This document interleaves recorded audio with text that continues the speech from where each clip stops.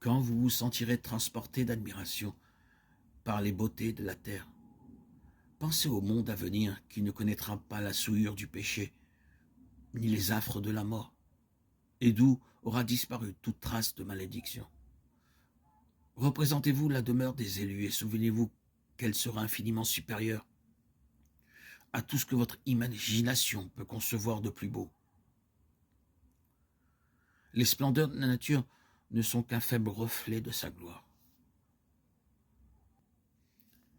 Il est écrit, ce sont des choses que l'œil n'a point vues, que l'oreille n'a point entendues, et qui ne sont point montées au cœur de l'homme.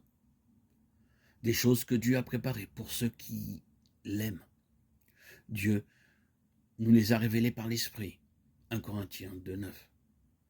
Le poète et le naturaliste peuvent nous parler de la création, mais c'est le chrétien qui peut le mieux en apprécier les richesses, parce qu'il y reconnaît l'œuvre de son Père, et que dans une fleur, dans une plante, dans un arbre, il voit des preuves de son amour.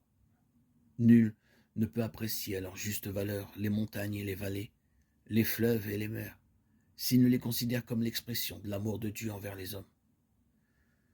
Dieu nous parle aussi par les événements de la vie, où se révèle sa main providentielle, ainsi que par l'influence de son esprit sur nos cœurs.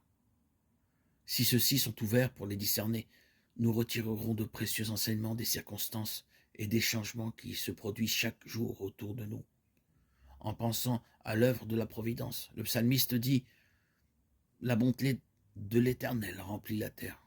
Que celui qui est sage prenne garde à ces choses, qu'il soit attentif aux bontés de l'Éternel. » Psaume 33, 5, 107, 43. Dieu nous parle dans sa parole. Nous avons là une révélation claire et précise de son caractère, de ses voies envers l'homme et de la grande œuvre de la rédemption. Elle renferme l'histoire des patriarches, des prophètes et d'autres saints hommes d'autrefois.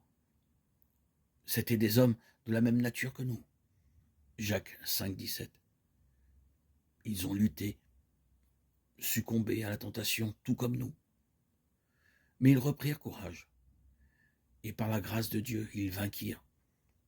Quand nous considérons les précieuses expériences qu'ils ont faites, la lumière, l'amour et les bénédictions qui leur échurent en partage, et l'œuvre qu'ils ont accomplie par la grâce qui leur fut donnée, l'esprit qui les inspira allume dans nos cœurs la flamme d'une sainte émulation.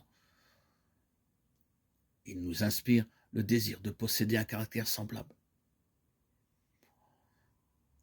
et de marcher comme eux, avec Dieu.